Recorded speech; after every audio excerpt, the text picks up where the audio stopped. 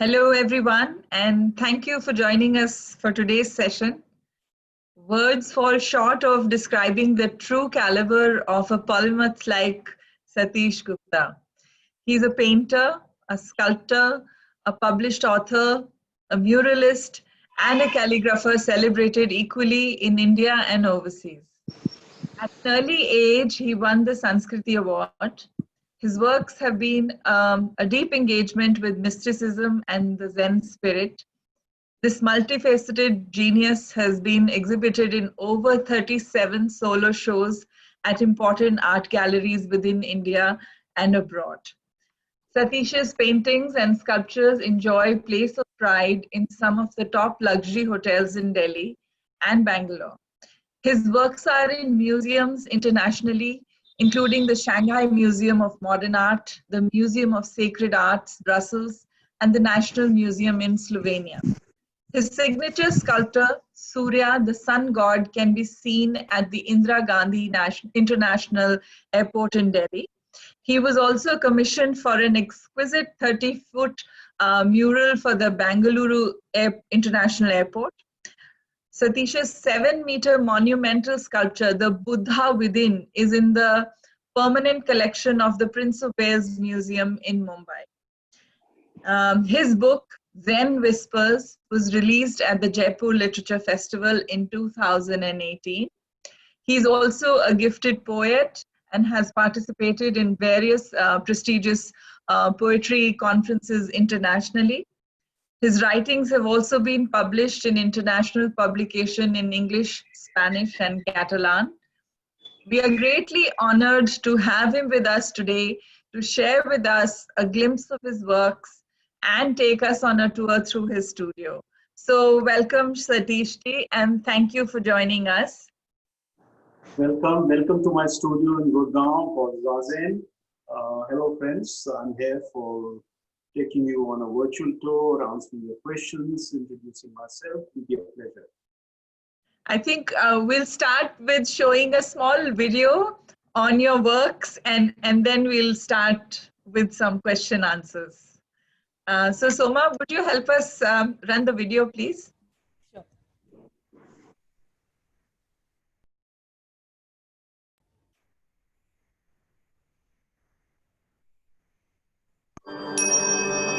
I'm the shadow, I'm the light, I'm the dewdrop, I'm the ocean, I'm the dragon, I'm the dragonfly, I'm the mist, I'm the mountain,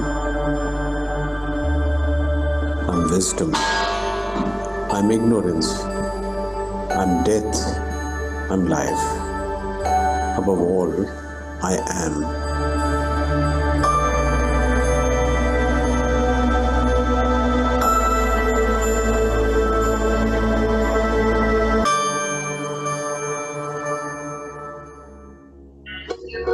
I want people to feel almost protected with my work and yet free. So that's what I've done in my sculpture, The Buddha's Within. It is like being in a womb. In the big head and the rear is like a cave.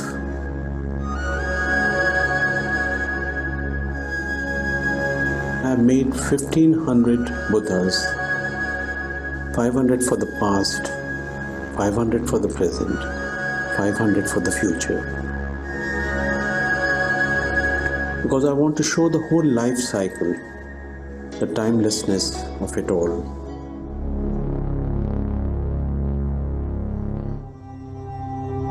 Garuda is both in Hindu and the Buddhist myths. And he's a demigod who preferred to remain a demigod.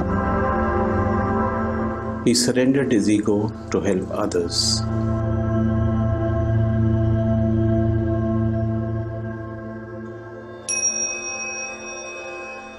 Buddha to me is a metaphor for something divine. I've inscribed the Buddhist mantra Om Mani Padme Hum on the pebbles, on the rocks, on the trees, on the sky, and the flowing prayer flags.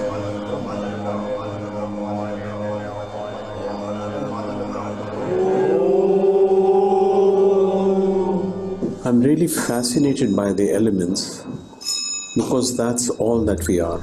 And if we don't really respect the elements, they can take over. They can be very friendly and they can be very punishing.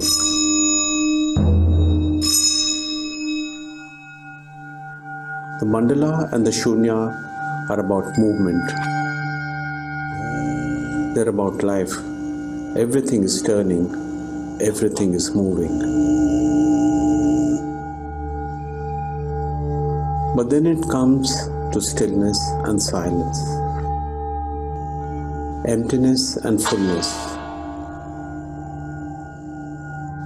The whole cosmos is shunya, where the nebulous and the steadfast merge, the dark and the light come together. That's what the works are all about.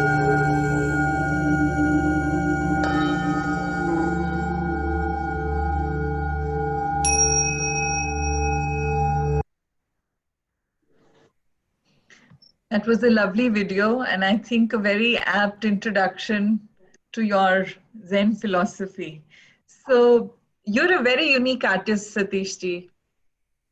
A poet, a sculptor, a painter, a writer, and a calligrapher. Which of these come to you first? Or do all of these aspects come into play when you are working on a piece? For me, there is no duality. Whether I'm painting or I'm sculpting or I'm writing a poem, I think ultimately it's about creation.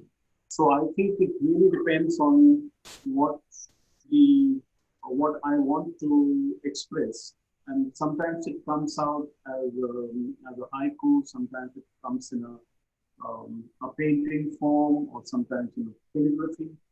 But I think since the sculptures take a long time, sometimes it even takes about over 2 years to do one sculpture. Like the Buddha's Within, it took me more than 2 years, with about 20 people working with me, my helpers and my class people. So it took 2 years. So at that time, obviously, I cannot work day and night. So there are times in between where I have to think back, relax, and reflect. That time I paint or I make smaller things. So it really depends on the kind of thought that is going in my mind, and I follow that. So how did you get into the Zen philosophy of things? Because most of your art is reflective of the philosophy you follow. Yes, when I was on a scholarship, when I was in my 20s, I was on a scholarship, and you see, my great passion is books, and I would really miss books because there was hardly any money on my scholarship to make two ends meet, and buying books was impossible. So I would just walking down one day down the quay opposite Notre Dame in Paris, and I saw a second-hand bookshop, which was called the Shakespeare Bookshop, and I walked in, and there was this book which changed my life. From that moment, my life was just transformed. It was a book called Zen Flesh, Then Bones by Paul Ritz. And I picked it up for a few francs, and I read it and I absorbed it. And it answered many questions which I had in my young mind. But more than that, I think it posed so many more questions which I have gone through a long time, many years, to, working in different mediums, different things, questioning life, questioning everything that I saw or I see. And now I've come to a point where I find that the questions themselves are the answers. So you have to realize that to be able to really feel relaxed with, there is no duality, there is just all come together. Yeah. And you've written a book about it as well. So Zen Whispers, which was released in the Jaipur Literature Festival in 2018. Would you like to read us some part of it, a section of it from your book? Got the book in my hand. Okay. This is the book, Zen Whispers. Since then, it has been, I have released another book this year, but that we will see later. This is called Zen Whispers. And it's got my haikus, and it's got my short stories, and my expression on what I feel about non-duality, about living in the moment. It's all about that. So I'll read a short passage. It's called The Milky Way. There is a small haiku: burning desires, burning fires, simmering embers. My family used to sleep in an open courtyard on a simple bamboo and hemp charpoys while gazing at the stars above, in my ancestral home in the heart of Delhi. The fragrance of jasmine would be ever-present, and sometimes the white cactus flower would open its magical petals to blossom through the night, only to fold back into itself with the first rays of sunshine. The air was unpolluted, and you could still be one with the elements. Though often in the middle of the night, it would start raining, and my siblings and I would quickly move our thoughts to the shelter of the veranda, cursing the rain gods in our broken sleep. My mother, strong, determined, loving, and protective, would use the hose to wet the floor and our bed sheets to keep us cool in the summer heat, which was extremely hot, not as hot as now, but it's still hot. While the pedestal fan would lullaby us to sleep with its worrying hearing. She would tell us mythological stories about various gods and goddesses and their celestial battles. Though she wasn't knowledgeable about astronomy, her simple tales made me wonder about the cosmos and our insignificant place in it. Now, this is an illustration of in the book with the stories.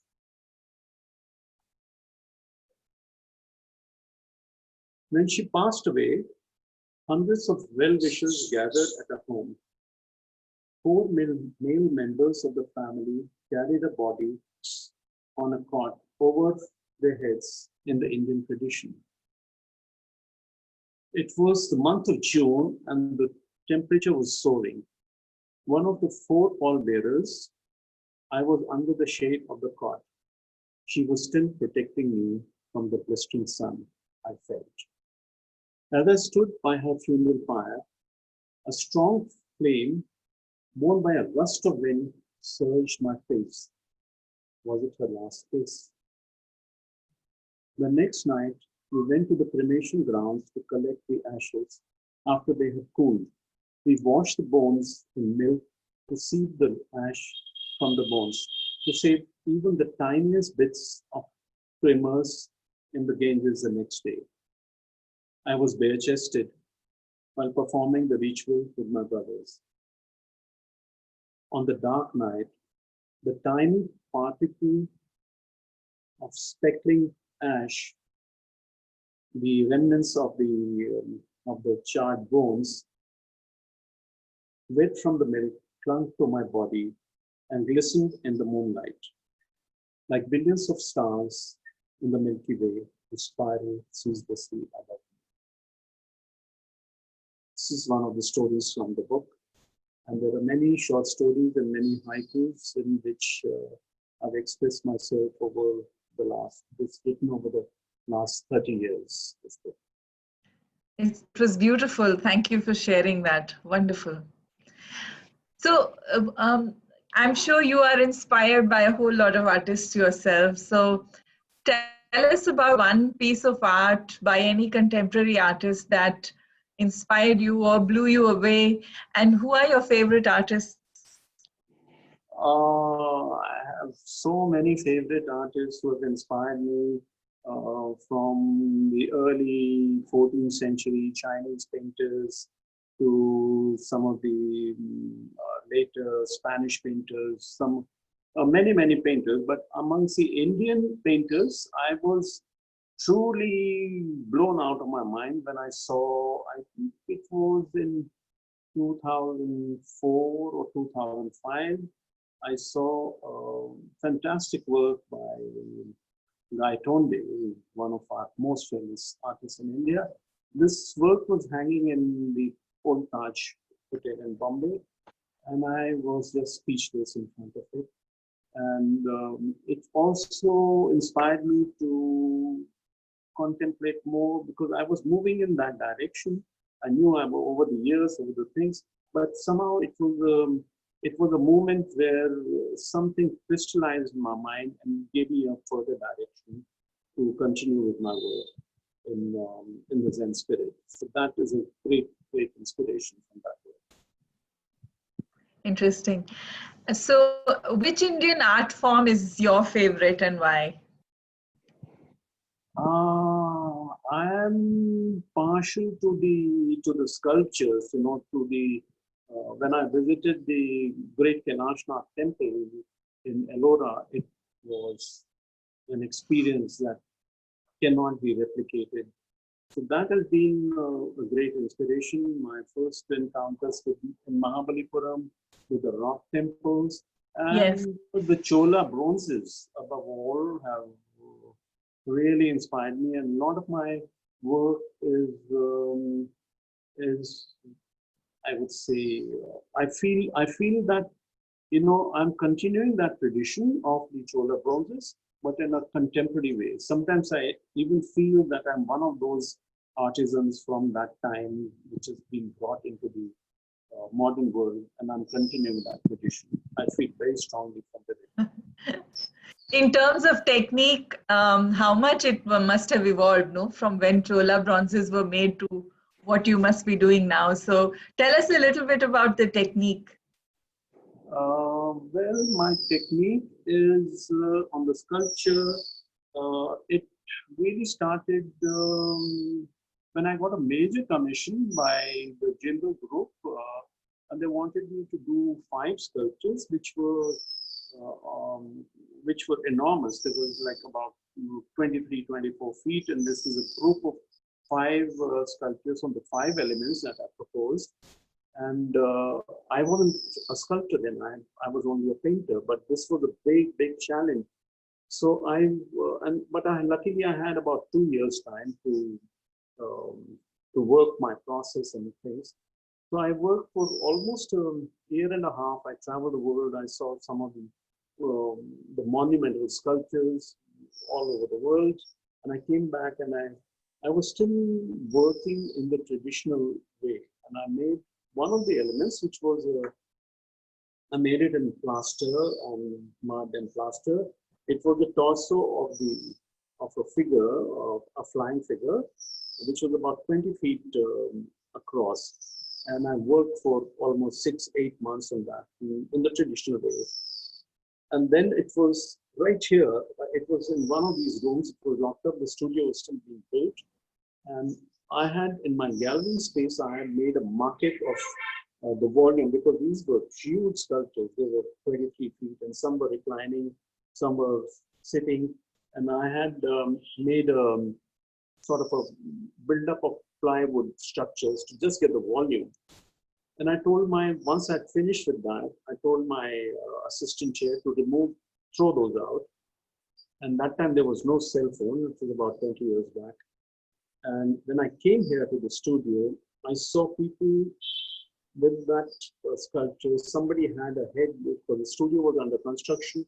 Somebody had the head, somebody had the arm, somebody had the torso, and they were dancing on the stage. And they had shattered the whole sculpture. So it was, I was devastated. So much of my work was just gone into smithereens within a few minutes. But it was an opening, and that's what I have learned over the years. When there is chips are down, something new comes up. So I told my friends, the collectors, that I will start fresh. I didn't tell them about the accident, and I said I would like to do it on the spot. So within 6 months, I made these 5 massive sculptures. And how it started, I didn't have a technique, I didn't have anything to go. And I was contemplating, I was meditating in that space. It was a 40 cubic feet of space with glass walls all around, and you would see from the left, you would see it from the top, you would see it from the bottom. So it was a big challenge. And I was thinking what I'll do. And there on the far end of the wall, there was a terracotta pot, which had the face of the the wall of the evil eye, the face of a devil looking kind of a thing. So I had a paper, started drizzling, and I tore up that paper. And in a moment of inspiration, I took this little square piece of 1 inch by 1 inch paper, and I walked across this that many like several meters, and I stuck this little piece of newspaper on that pot. And we have to see in the Buddha that is here, Ananda, you see these little squares. That's how the technique was born. It was completely out of the book, completely out of the box, and something that could have been very, very tragic gave me an opening into a new world. Very interesting. So we'll talk a little bit about your artwork, and I think we've prepared some slides as we ask you questions for our viewers to understand and see what we're talking about. So the Buddha within is like a cave with a life-size Buddha lying down, and the cave walls have 1,500 micro Buddhas sculpted on them. That is what we saw in the video as well. Is the art your way of praying or meditating? Yes, this is. I was in the Dambula caves at the time of the tsunami, and I was lucky to be inside the caves at that time. This was just a matter of chance that I happened to be there, and I was looking at all these Buddhas, and I got several phone calls that the tsunami has happened, and I was told to rush out of there, and people said, you should get out, and there was a panic, and there was, so many people died. I was to be in a hotel that day, which was washed away in Gaul. So many people died, but I was just fortunate to escape that. But it left a very deep kind of an impression on me, and I felt that, somebody else has gone in my place. And it took me really 8 years to come to terms with that, and I sculpted this Buddha. It speaks of the tremendous calm that Buddha had on his face through all the turmoil. And I kept thinking through the centuries, the calmness and the being together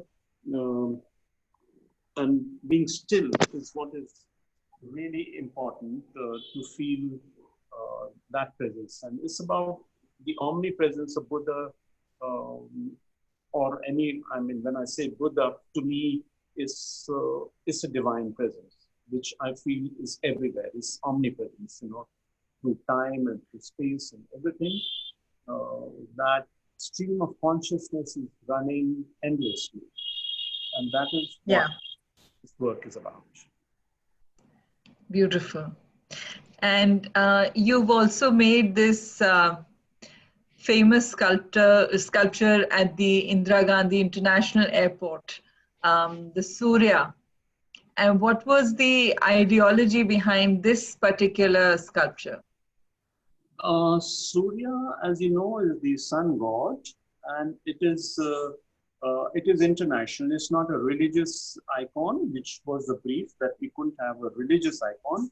So I made Surya, which is the sun is pretty universal. It's in all the world cultures, so this was created with that thing in mind, that it had to be for an international audience, which would understand that. And when it's really surprising, because I wasn't conscious of it. It has the circle at the back, and it has the form at the back is like the turbines of a jet, and this is a space vehicle. It became like that, and I realized it only when I finished it. But yeah, it was very, very amusing because sometimes when I was looking at the jet engine close up and I saw that, it looks the same. So it's, I think it's a divine grace that brought it. But all the numbers are, all the forms of the are on time, on the weeks, on the days, on the years, the eclipses. Yesterday was the equinox. So it's all mathematically calculated, which I have worked on that sculpture. Interesting. So most of your sculptures are kind of male deities, or I don't know if they have a gender or not, but they look like male deities. However, you made a Devi, which is placed at the Leela Palace. Tell us a little bit about this particular sculpture, which is at the Leela Palace. Well, my first sculpture was a Shiva, which that was the very first sculpture, which is now up in the Himalayas in a private collection. And the second sculpture was the Surya. And so I had Surya, as you know, is also Brahma. Surya is Brahma, the creator. And the Shiva, the person who's releases, who's not, it's false to say that he's a destructive, but he releases you from the bondage of life. So, but to energize this, the feminine energy was needed. Otherwise, Shiva, as you know, if you remove the E, it is Shav, it is death. So to energize that, I needed a feminine energy, and that's why I created the Devi. And the Devi at the Leela is all the Devis combined together.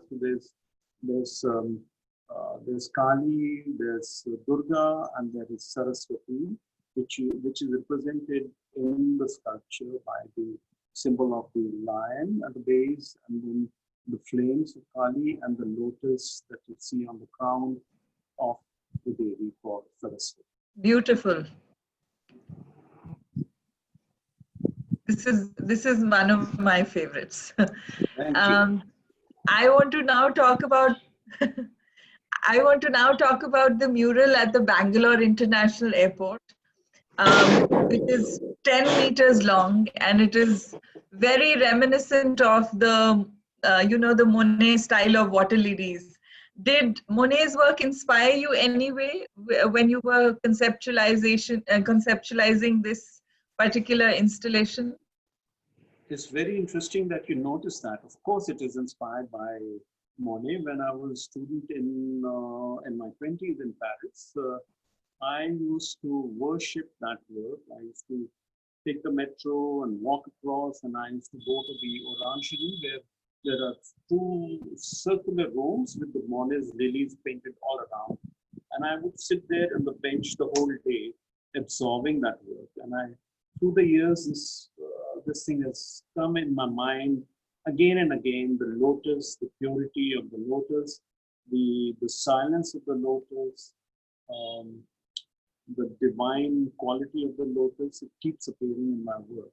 So yes, it was a great inspiration. And this work I've called the Lotus Sutra. It's a 30 feet across work. It's a major work, and it's got thousands of images of Buddha embossed on the lotus images, which are going through the whole life cycle from the little bud to the full flowering to the leaves falling to death and then rejuvenation. So that's a lot of my work is about this whole cycle of life. Yeah, it's beautiful. I want to now talk about the 1 mile long calligraphic canvas that you did along the beach in Pondicherry. How did you manage it, and what was the purpose of this huge piece of art? I love scale. I really love scale, and I could if I had my way, I would paint the skies, you know. So this was, yeah, I would take a big broom, clean the air, clean the thing, and I would make a calligraphy in the air. That would be the ultimate work. I've seen But some of your brushes that you keep inside, so I'm sure with that massive broom-like brush that you have, you could do that. yes, I would love to do that. Maybe one day when I'm going towards another space, maybe I'll clean it on the way. This work, I was very, very conscious of the global warming and also the need for people to know what is happening in the world and what is happening to the human being and what chaos we are creating for nature, and which has been so clearly brought forth by the pandemic. Now everybody is conscious of what we have done to nature, what we have done. So this was the whole idea, was to make people aware of the environment. And I got, I sort of drew the symbols of the 5 elements. And there was an invocation to the 5 elements to give us peace and to give us knowledge and to give us see non-duality, see all those things. So there was a whole homage to the elements. And I got these things woven on the canvas over 500 meters. And we blocked the whole promenade, which is exactly 1.6 kilometers, 1 mile long, from one end of the road to the other end. And we rolled the canvas onto the tarmac. And we had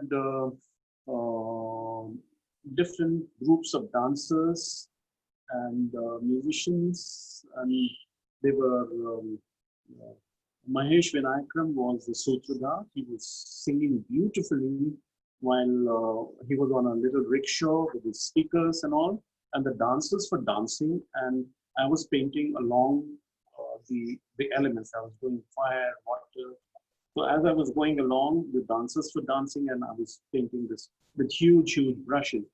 But somehow what happened was I was going to paint it from dusk to dawn. I was going to take about almost 12 hours to do it. But the dancers started dancing faster, and Mahesh started singing faster. So I had to keep pace with that. And there was no coordination. And we didn't have any time to practice on it. It was bang on. It was like straight there. So I started painting, and I'm glad it happened that way because there was no thought. I didn't have any. It was whatever was inside my mind, inside, and that's the beauty of calligraphy. That it has to come from the heart. It has to come here. You cannot have a single doubt on the stroke that you're going to do. It has to just flow like an arrow that's shot, and if you hesitate, you've lost it.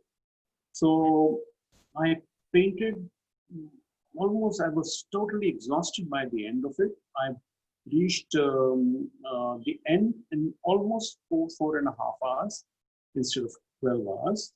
But it was a fantastic experience. And there were thousands of people watching, thousands of people participating, singing along, dancing along. It was mind-blowing. Fascinating. You see the aerial shot with the 1 mile long canvas. It was really an experience. So unique. And where is this preserved now, out of curiosity? Rolled up, and we hope to, my dream is to roll it down on the quay in Paris and take it from Notre Dame and take it all the way up somewhere, or envelop a whole space around in a museum. So we are working on several possibilities, and let's see what happens. Maybe we'll tour different spaces as we go along. When the situation is better, we'll have to take it from. And how did you create such a long stretch of canvas? So did you have to add up and stitch up, or how did you do that? It was done in sections of 200 meters each by it was specially woven for this project. in a factory. It was specially woven, and it Right. came in trucks in big rows, which we pulled out, and we joined at 200 meters. We joined. Right. How interesting.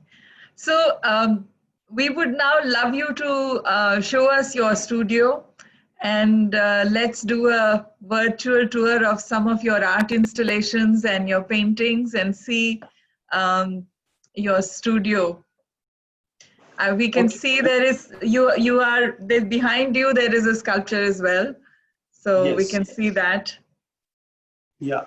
So this sculpture that you see is called Ananda. It really started when I was a student. I used to go to the Musée Guimet, and there was a head of Shiva, and I mean Shiva and Buddha were interchangeable in Angkor. So there was a head which really inspired me, and I saw photographs by Mark Ribou, who's he just done these fantastic pictures of Angkor. And Madame Ribou, his mother, inaugurated my show, so I was introduced to that book very early, and it really inspired me. So this is a recollection. I always dreamt of having a tree and having a sculpture under it, and letting the tree run over the sculpture like in Angkor, where the sculpture and that have become together. So this is a living installation. Is over like 15 years now. So you see the roots are guided that, and you see the big root coming over the so that'll come down, and love the things like frame the roots and things. And the back of it are 1,000 Buddhas. And there are 5 different elements. It's like a mantra which is repeated on that. Right, the wall behind is. Yeah, the wall behind there. Yeah. So I'll take you now on a virtual tour of this my space. So you see, I was telling you, this tree I planted when I built the studio. This was about 25 years back. This was the first house in this. This was all jungle. There was no DLF. There was no South City. There was nothing. And I came here and I built this, and I built a sort of a little tree house for my son, who used to climb on a rope onto this. So this has many stories. And you see now, see, this is a very special tanka. It was brought from a monastery in Tibet, and it's got signatures of the Lama who fled, who really ran away from the monastery when our friends were there taking over. So it's got their handprints, it's got the any impressions on that. So this is also 2 of my sculptures, which are Buddha's enlightenment. So you see the leaves falling, the bow leaves falling, and the Buddhas are in there. So you see now this is another sculpture of mine, which is the lingam, which has got the Shiva symbol. I'd done 3 works, which was Kedarnath, Badrinath, and Amarnath. So these are 2. One of them is not with me, it's somebody else in London. This is parts of the Haveli, which I was painting the desert for over 13 years. And I was painting this wall in my desert collection. And I have actually clung onto this wall to request the people to let me finish it, because they want to break this house and build an ugly sort of a cement structure. So when they dismantled it, I bought the whole Haveli, which I have used in different parts of the house as accents. So you see here, this I've made a little space where one can sit. I've used sections of it.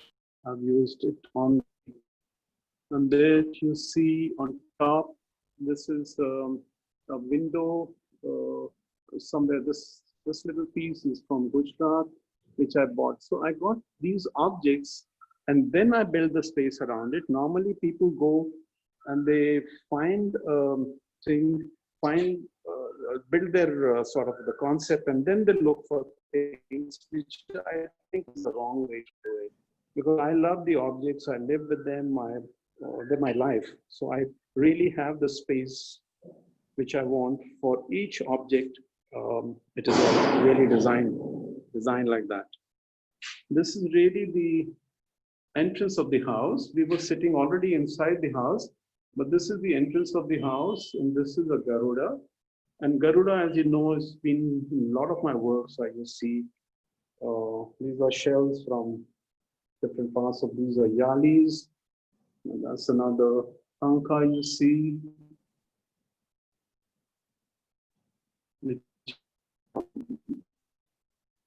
Many years after.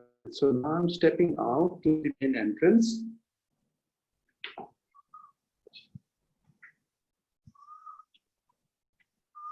This is a sculpture which was in my last show. It is in marble. It is from the collection The Roaring Sea and the Still Mind. And you see here, you see that's my symbol up there again. My champa trees, which I've all planted when I got this place. So now we're going into the gallery space.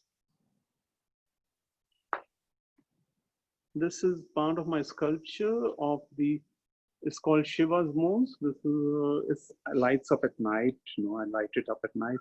It's got a lightning coming. This is again, there were 3 sculptures for the phases of the moons. This is the door of the house, and again you see my symbol on the door, which is the symbol, that's my signature. That's also the Tibetan Om, and it's also reminiscent of the infinity symbol. There you see it again at the entrance of the gallery. So this is the entrance of the gallery. It's called Zen Space. And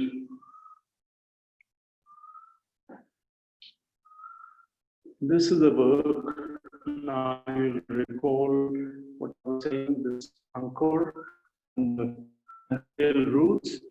This is from my private collection, which I hope I never have to sell. And it's wonderful. Can you hear the quail? I have many birds here. I have peacocks here who make this place really alive. Now we're entering the space of the gallery, and this is my sculpture, the cosmic wave.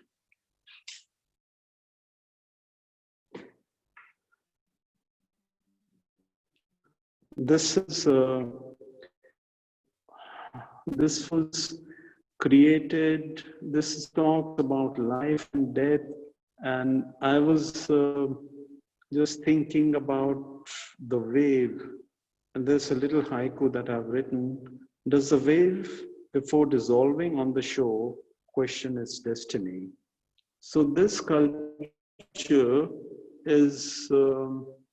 was conceived on a flight coming back from London. I had this moment of inspiration, and I asked the hostess to give me I had a pen, but I didn't have a piece of paper. So I just scribbled, you see the haiku there. I just wrote that, and I was wondering about, and especially in these times where it's suddenly, we are so aware of our mortality. Everybody, I think there's nobody spared who's not thinking of the mortality. And this is such a relevant work at this time. But of course, it was done earlier. But I have been always very conscious of the impermanence of life. And that's really the beauty of life, because if it was permanent, it would be dead. It would be nothing. You know, it's like wanting immortality is wanting to hold your breath forever. You know? So I think it's a beauty in the transience of life. And here, what I have done is I have dissected a liquid. I have sliced it into different parts.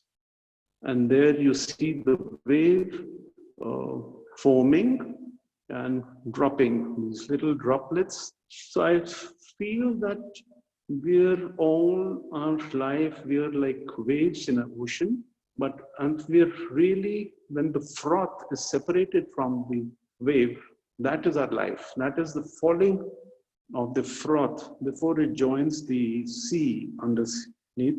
That's the short span of our life. It's beautiful. This is part of your Cosmic Wave series, is it? Yes, this is the Cosmic Wave. It was in my my most recent show. It's called the Cosmic Wave. So it's interesting you talk about chaos in the world and mortality, and interesting how humans leave behind footprints by building monuments like the pyramids or the Taj Mahal. And here you are talking about the impermanence of life. So what inspired you to create this artwork? I mean, other than the fact that you had a brainwave on a flight from London. Yes, but you know, this is, I think, yeah, that's what I said, that we want immortality, and we build Taj Mahals, we build Abu Simbel, but ultimately you realize that nothing is going to be permanent. It is the impermanence that gives it meaning to life. And if you look at it, each moment is permanent. It's this moment, there is nothing else. So this moment is eternal. So therefore, if you're conscious of that, there is no fear of death. There is no fear of just melting into the ocean. I think it's beautiful. Yeah. So now I'll show you my other sculpture, which is called Wings of Eternity. These are about in copper, they're about 16, 17 feet high, and they're done with very copper eyes. You see, they're almost translucent. I'll walk you around this whole space. You see how.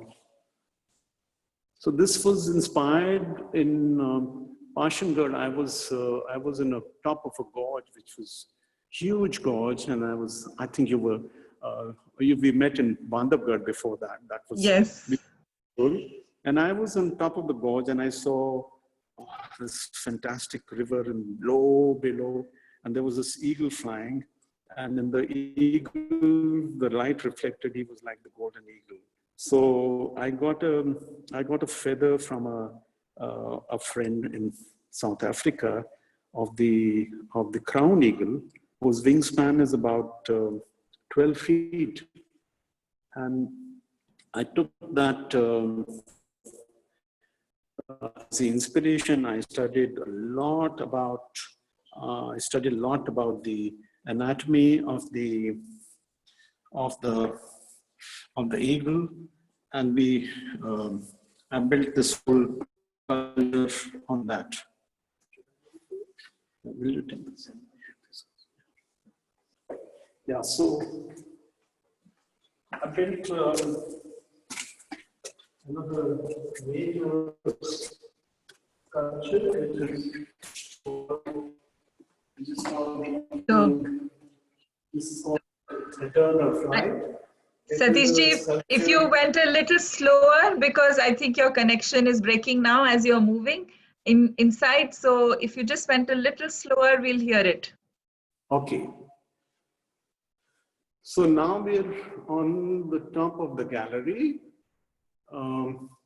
This is a sculpture It's called the Eternal Flight. The sculpture, can you see it? Mm-hmm. The sculpture is Beautiful.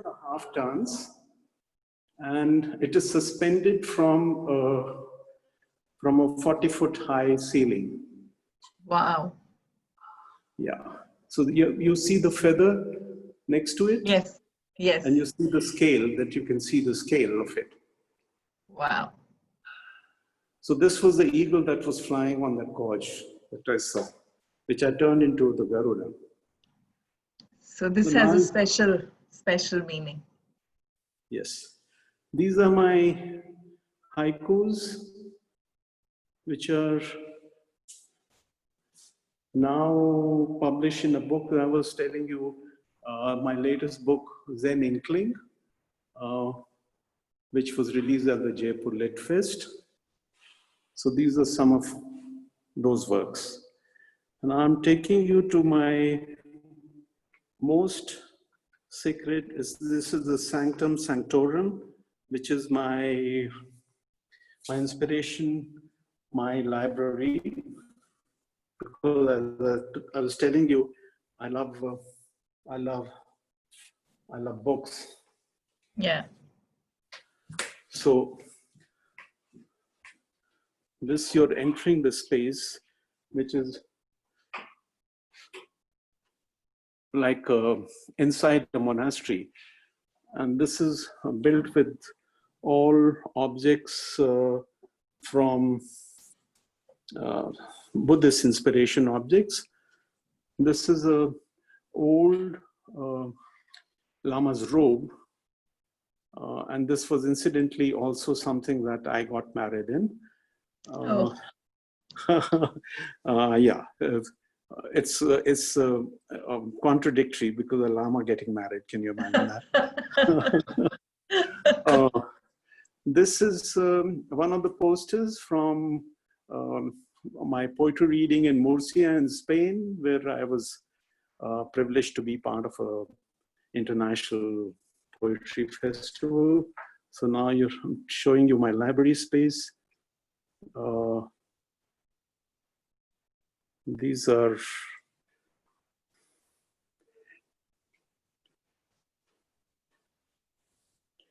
all objects and all the books I love. You know, all. I know there's another beautiful tanka in there somewhere. Yes, this is very interesting. You know, this is a tanka which is not Buddhist. It's a bond piece which was a religion before the Buddhism. This more animistic, and so it's got the beginnings of the images of Buddha, and some of the iconography is very, very similar, but it dates Buddhism, predates Buddhism. Fascinating. Yeah, this is this tanka that you see on the wall, the big tanka. It was something I found in Nepal. It was dusty. It was full of mud and dust, and I saw it, and I saw how beautiful it was and how precious it was. It was hanging as a sort of a curtain to hide some utensils in a chai shop on Pilgrim Street or something. So I picked that up and I bargained for it for something like, I got it for 800 rupees. Can you imagine this treasure? And of course, the other Buddha, the tanka I showed you, was compensated for that, because that is very, very, I paid a lot of money for that. So now you see here, you see a Chola bronze. This is 11th century Shiva. That's my great inspiration, my most valuable possession. And beautiful. Here you see on the wall, this is my friend who used to be in a contemporary dancing school when I was learning contemporary dance in Paris in my scholarship days. And he performed as Shiva in one of the pieces by Maurice Béjart. This is very, very special. You know. Now you see my big brushes. Yeah. I painted. This was a broom that I was on a trip to Prague, and the bus stopped at a petrol pump, and I saw this broom. It wasn't, I've decorated it a bit, but it was just perfect. So I dropped out of the group and I bought this broom, which helps me paint beautifully my bold strokes. Yeah, so now you see, yeah, this is the view that you get.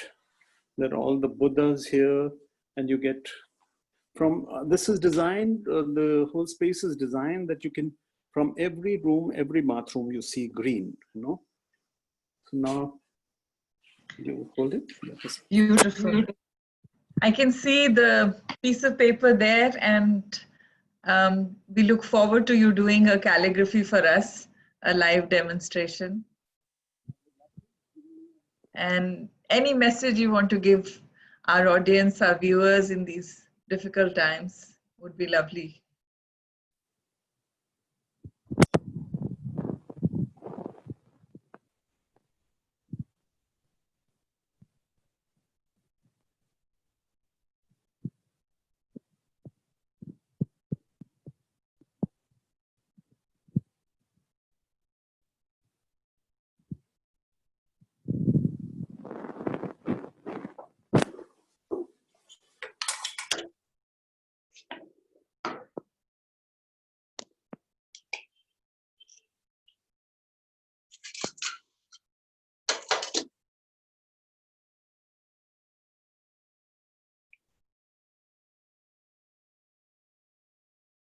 Is that ink?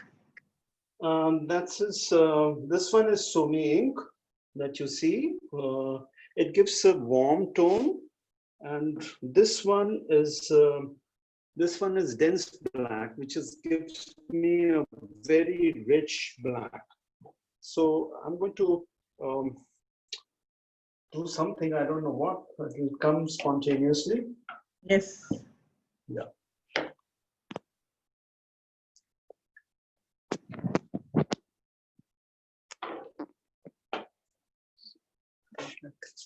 Let's go.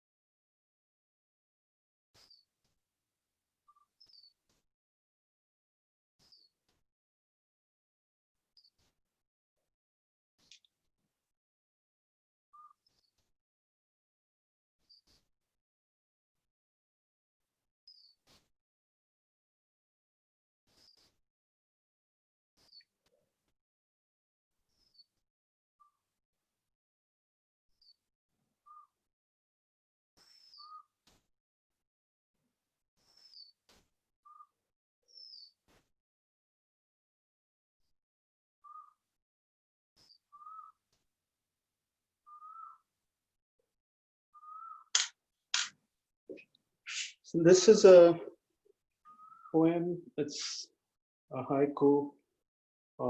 We met like two birds in mid-flight, I to sunset, you to sunrise. So this Beautiful. is our chance encounters that we meet with special people, which our meetings are really transient, and one is going in one direction, the other, but there is a meeting point which is very, very precious, and that's what all our life is about. We are meeting Yeah. on different levels, we're coming together, we're drifting apart, we're again coming together. So this is the ocean of life, this is the cosmic ocean, the sun. It could be the sunset or it could be the sunrise, and those are the two birds that are going. Beautiful. How lovely. And that's Thank a you gift. so much. Thank you so much. It's beautiful.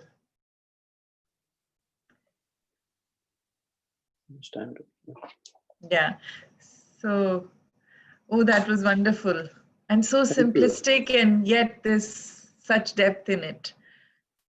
Thank you.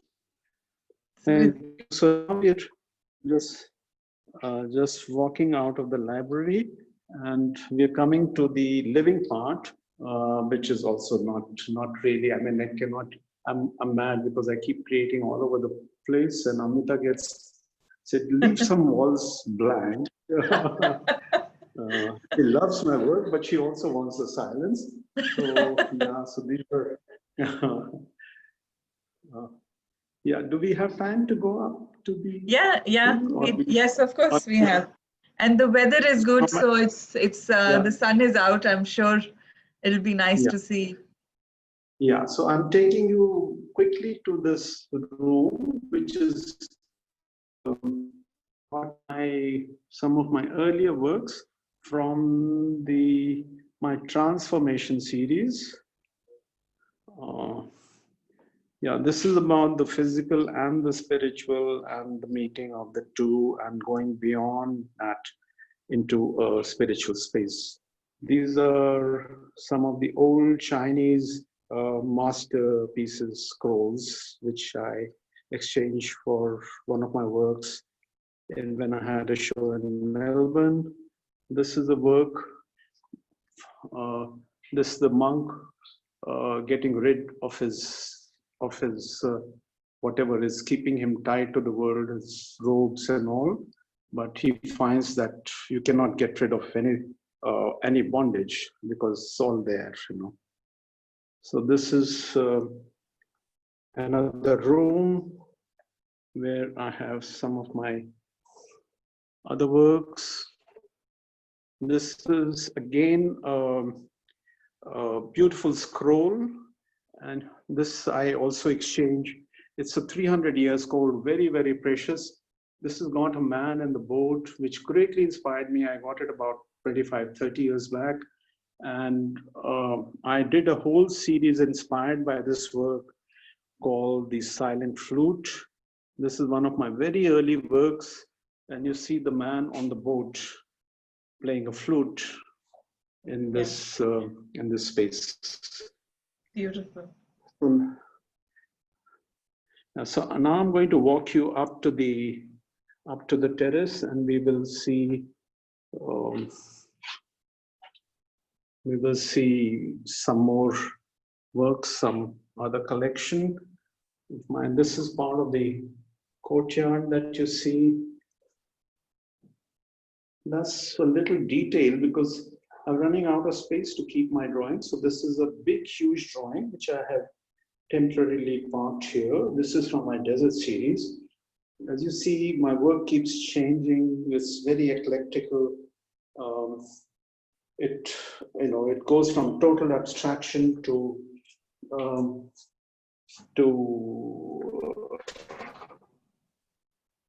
realism. Now you see, okay.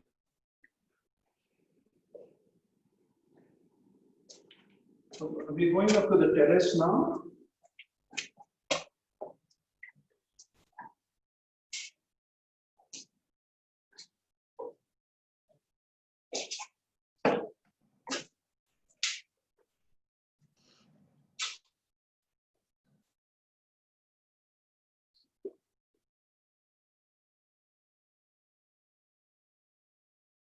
to see this is the tree, which is inspired by the tree under which my Buddha sculpture is there. This is called the Conference of the Birds.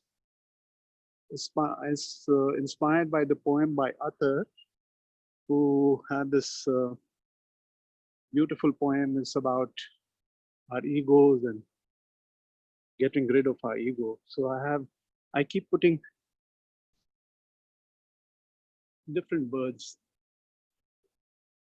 This is the Hopi who's taking people around, who's taking all the birds around to Simro, the paradise.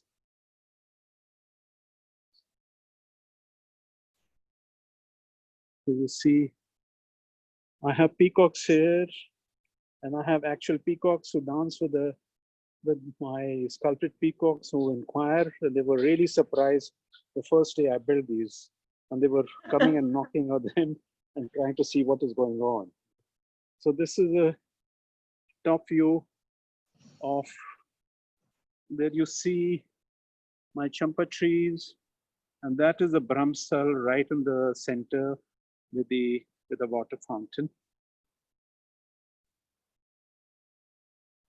And that's the big tree, which has grown over the 25 years. I planted it when I got this place.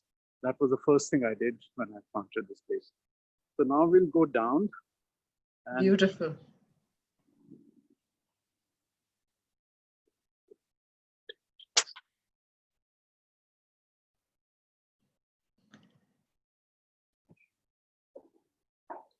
So I think I can start asking people if they have questions for you. Do please put your Q&A questions in the Q&A tab in case you have any questions from Mr. Satish Gupta. We'll have time for maybe a couple of questions, and let's go back to the class. That's it. Yeah.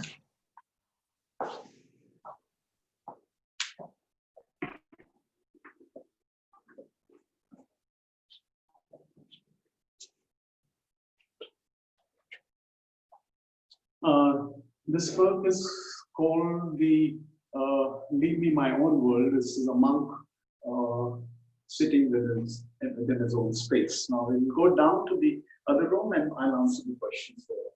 Yeah.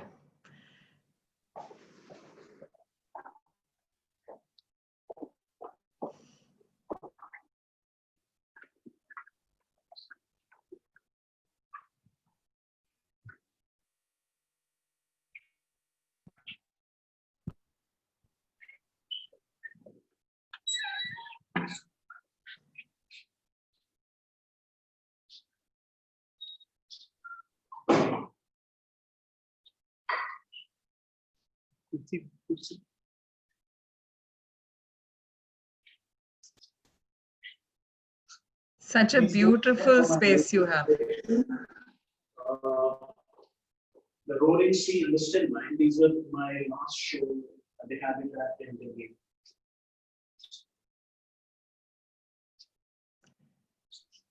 Okay. We have Satish ji settled on a sofa now, so we'll ask him questions while.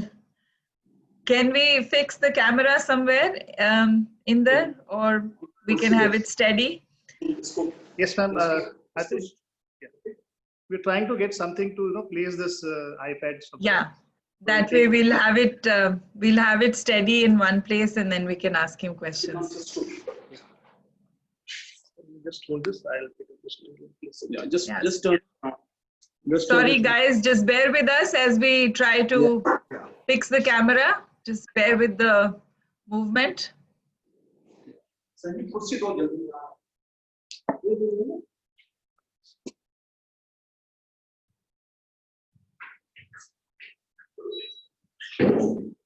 So Satish ji, lots of compliments are there. My colleagues and audience are really appreciative of whatever you've shown us and shared your philosophy.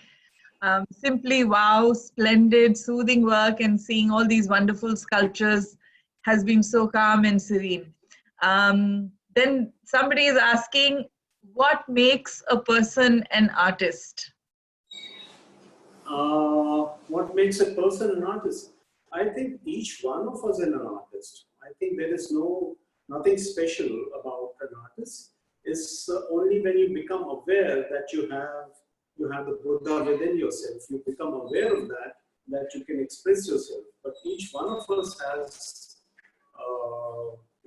us expresses it. It doesn't have to be in terms of a painting or in terms of a sculpture. I think art is expressed even in cooking. If you cook beautifully, that's another way of expressing yourself. It's ultimately about creation. Anything beautiful. Beautifully put, yeah. Anybody can be an artist, and everybody is in some form or the other. So which is your favorite work, and which work is close to your heart? This is a question from Farguni. Among my works? Yes, amongst your works. I think it's the last one that I do. It's the last work. Like I just did the calligraphy for you. That work would be at this moment, that would be my most favorite, my best work. Because otherwise, if I don't like it, I would destroy it. So it wouldn't exist, So, yeah. And when I look at it the next day, that's when the test is. If it holds up to it, it survives. Otherwise, it goes back to where it came from. So there's a question from Anjana, who is a budding artist herself. She's asking, you mentioned your style of work keeps changing from abstract to realistic. Which style do you relate to more? Which style do I retain?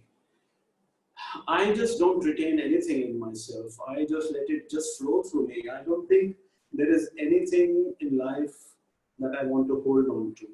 I feel like a river. It's just flowing. It's just everything is passing through me. There's really nothing that is permanent, that you want to hold on to. It should be just a flow. Yeah. So there's another colleague who's saying such an inspirational journey, and how do you keep consistency with your field of interest? This is the question. Sorry, can you repeat that? How do you keep the consistency in your field of interest? How do you maintain your interest, this curiosity that you have to continue to create something?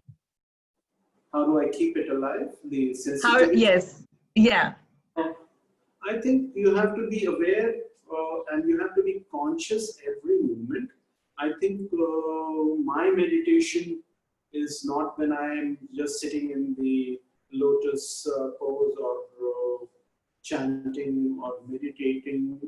I think the whole meditation has to be carried out throughout your day, throughout your night, throughout every moment of your life. It has to be, you have to be in a state of meditation and silence, and then you can reflect and you can see what is of value, what are the things that you need to do practically to survive in this world, what are the obligations that you do, but you do it very consciously. Like my mother taught me, she used to love to sweep the floors, and I love to sweep, I have absolutely, I think it's a delightful thing, cleaning all the garbage or all the dust from the environment, and also from our mind. I think the pollution outside may be, luckily now with this situation, present situation, the environment is much more pleasant. But I think the pollution that is in our mind, that needs to be cleaned. And then you're at peace, then you can do things with it. So there is a question about how long does it take you to complete a project? As I was saying, the Buddha's within, which is my big sculpture in the museum, took about 8 years of conception. From the time I had the experience to the time I expressed it, it was developing in my mind. But I think physically working on that sculpture took about 2 years. Working non-stop. Mm. Of course, I had breaks in between, as I was saying, but it was a continuous 2-year project. So there is a, sorry. Sometimes I do a work very quickly. It can come in a day. So it's not time. The amount of time you spend on a work doesn't add to its value. For me, it doesn't add to its value. Yeah. Something that you do very, very quickly can be much more meaningful than something that you've taken years and years. But of course, each work demands its own pace. Yeah. Beautiful. So last question, and it's an interesting question about art. So traditionally in India, I mean, artists and art weren't viewed with huge amounts of respect in certain areas of sections of society. So how would you say art is valued now, and how is it viewed? I didn't follow that question very well. Can you explain it to me? So this question comes from a very traditional mindset. So art was not valued as something you can make a living out of, for instance. So how are artists viewed in today's age, and how are they valued? How are they valued? Yeah. I think it's also relative. What is the value of art as such? I think only time will decide that. There is no, you cannot put a value to art, to any specific thing. I think it's the whole body of an artist's work that is of a certain value, and then some particular works are related to that, and which period, what are the better works which have more value, some things that are not so, have a different value. So it's all very, very relative. But I think, as far as collecting and as far as buying works of art for their value, I think I don't go along with that. I think you should get a work which really inspires you, and do your research and do who are the artists you like, what you like, but go for something that really touches you and moves you, and then get that, because that is a value that is beyond monetary things. That will inspire you, that will enrich you, make your life much, much more meaningful.